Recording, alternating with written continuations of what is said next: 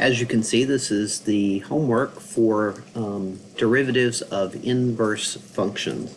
And the keys to your success, if I flip back in the flip chart a page, oops, not there.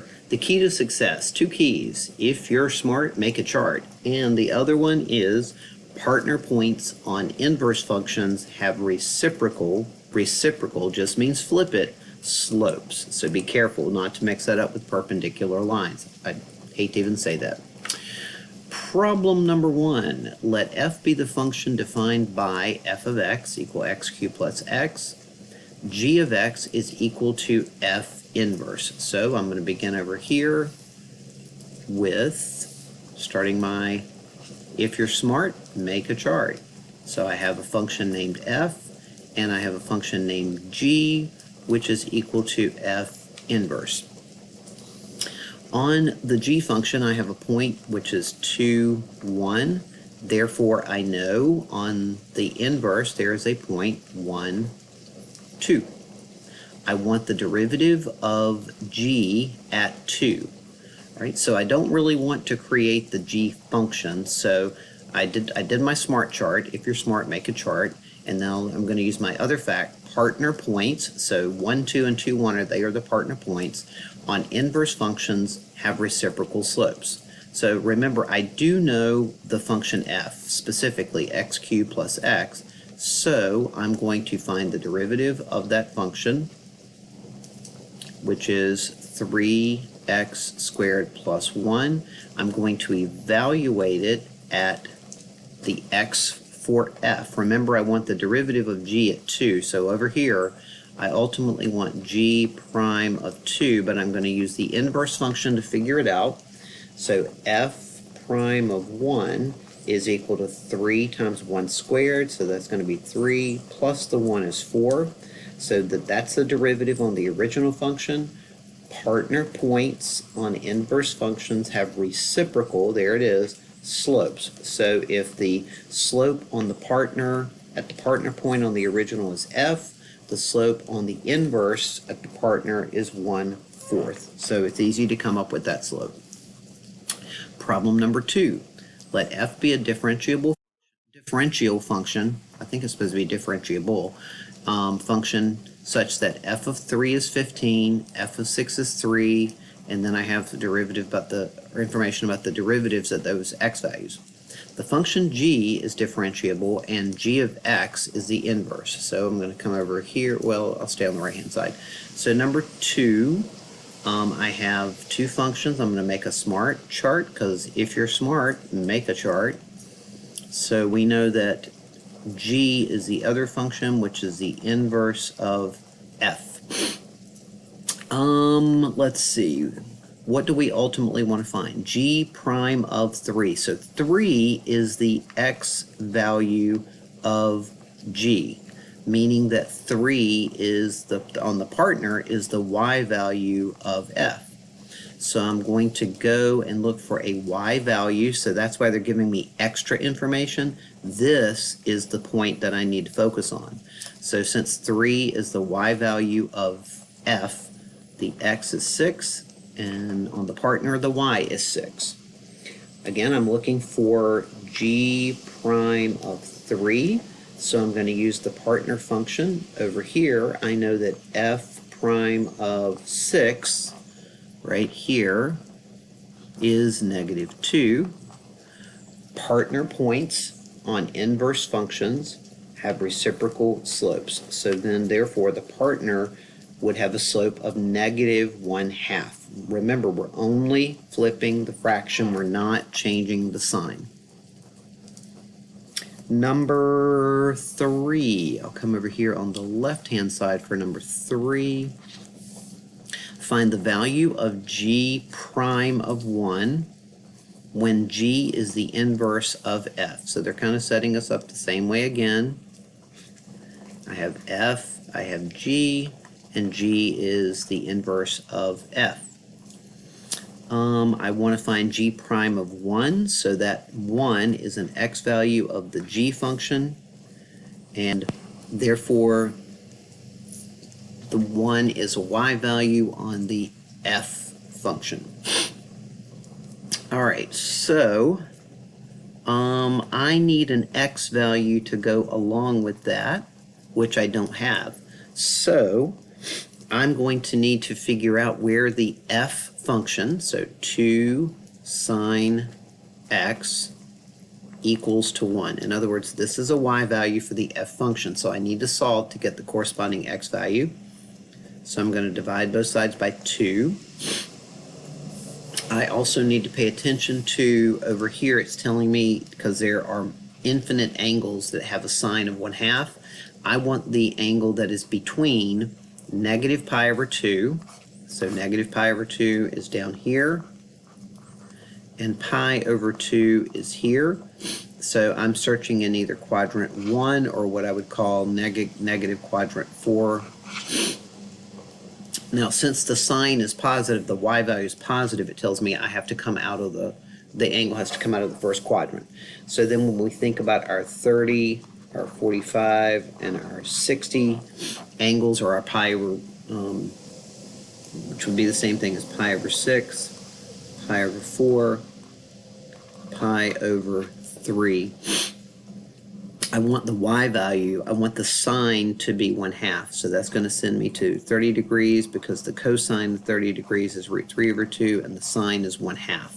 So the x value that I'm looking for is pi over 6. I'm going to substitute that there. And if that's the x value on the original, it's the y value on the inverse. Those are my partner points. Now, remember my goal was to find ultimately g prime of 1, but I don't have g, so I'm going to use f. So the derivative of the f function, the derivative of 2 sine x, is 2 cosine x. I'm going to evaluate that at the x value of f, so that's 2 cosine of pi over 6. We said the cosine of pi over 6 is root 3 over 2. The 2's divide out, and I get root 3 as the derivative on f at pi over 6. Partner points on inverse functions have reciprocal slopes. So the reciprocal of the square root of 3 is 1 over the square root of 3, and you don't have to rationalize that denominator. All right, let's see where we are. That's number 3. I'm going to clear the screen and go to number 4 on the left-hand side. Clear annotations. Number 4, clear annotations. Did it? Okay, we're for a response. Okay, there we go. Problem number 4. Suppose that g is the inverse of a differentiable function f. Ooh, and now we have a third function, so be careful here. We have a little g function, we have a little f function, and those are inverses of each other, and then we have a big G function, which is defined to be 1 over little g. So g of x, this might be helpful at some point, is little g raised to the negative 1 power. I'm just rewriting that in case I need it. Then they tell me some information about little f prime, and they want me to find big G prime of 7. So the goal is big G prime of 7. Now, here is big G, so I need to find the derivative symbolically, and so it was nice that I wrote that as, took that out of the denominator. I'm going to use the chain rule to get big G prime of x. So I'll get negative 1 little g of x to the negative 2, there's my power rule, chain rule times the derivative of the inside. And you can see that big G prime of x depends on little g prime of x. So I'm going to need little g prime to generate big G prime. I want big G prime of 7, so big G prime of 7 is equal to negative 1, or the opposite of g, substituting 7, to the negative 2 times G prime of 7. That sets up my work. So now I have to use that idea that f and g are inverses of each other, little g. So there's f, there's little g, which is f inverse. Let's see what's going on here. They tell us that we have the point 0.37 on the original function f, which means we have the 0.73 on the inverse g. That works out nicely because now 7 is an x value of g, and I need two things. I need little g of 7, which now I know to be 3, and I need little g prime of 7, which I'm going to have to figure out. F. I also know over here that f prime of 3, that's good, is 1/9. And I know these are partner points. And so partner points on inverse functions have reciprocal slopes. So if the slope on the original is 1/9, then on the partner the slope would be the reciprocal of that, 9. So I can use all that information to go back to big G. So I'm down here. So the opposite of, so we'll begin with g of 7 is 3. Don't just do parentheses there. To the -2, g prime of 7 is 9, that's a parenthesis. I have a negative power, so I'm going to make that -1 over 3 to the +2 times 9. That is -1 over 9 times 9, and the 9's divide out. And so g prime of 7 is equal to -1. All right, I'm going to get rid of that because I got a lot of work on here, so let's go to number 5. As soon as I clear the screen. In number 5, so what's going on here? We have a function, f of x, it's to the 5th power. Nice, we have a composition function going on. Oh, wait a minute, no, they're just trying to tell me something. Let's read, be careful, Jernigan. So f of g of x is equal to x, and g of f of x is equal to x. That is just simply a way of telling me that f and g are inverses of each other. In other words, they undo each other. You'll remember from Algebra 2 that this is how we can prove that two functions are indeed inverses of each other. So for number 5, over here on the right-hand side, I'm going to make a smart chart. Because I want to be smart, I'm going to make a chart. So I have f, and I have g, which is equal to f inverse. I want to find f of 1. All right, well that should be pretty easy. F of 1 is equal to 1 to the 5th power, which is 1, plus 2 times 1 to the 3rd power, which is 2, plus 1 minus 1, just substituting into f of x. So 1, knock out 1, 1 plus 2 is 3, so f of 1 is 3, so I can put that here. And on the inverse, the partner point would be 3, 1. The x's and y's switch places. And then they asked me to find g prime of 3. So we're going to find the derivative of f. F prime of x using the power rule is 5x to the 4th plus 6x squared plus 1, and I'm going to use the x value of the partner. So if I substitute 1 to the 4th is 1 times 5 is 5, 1 squared is 1 times 6 is 6, so 5 and 6 is 11 plus 1 is 12. So the derivative on the partner is 12. Partner points on inverse functions have reciprocal slopes, so the derivative on the partner would be 1/12. Next page, number 6. In number 6, we have a function h of x. It happens to be a combination of a trigonometric function and a linear. We want to find h of 0, so why don't we go ahead and do that right away. That's pretty easy. So number 6, h of 0 would be cosine of 0 plus 3 times 0.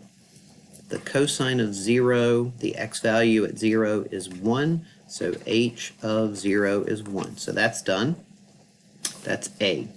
Part B wants the h inverse, and that's a prime rate, the derivative of the inverse at 1. All right, so I want to be smart, so I'm going to make a chart.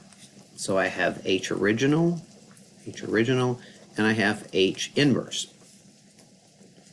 And on H original, I just established that I have the point 0, 1. So on H inverse, I have the point 1, 0. And this wants the derivative of the inverse at 1. So I'm going to find the derivative of H original, H prime of x. Derivative of cosine is negative sine of x. Derivative of 3x is 3. I'm going to use the x value from H original. So that's the opposite of the sine of 0 plus 3. The sine of 0 is 0, so that simplifies to be a 3. So H prime of 0 is 3. Partner points on inverse functions have reciprocal slopes, so therefore the slope on the partner is 1/3. Number 7, we have a motion problem. Yay! So our motion problem says we have a particle moving along the x-axis. Its position is given by x of arctangent t. Prove that the particle is always moving to the right, analyzing the velocity function. So we're actually going to stop right here, because in the year 2020 I changed things up a little bit, and we have not done the derivative of inverse trig functions yet. So I'm just going to stop and make sure I go back and not assign number 7 to you. All right.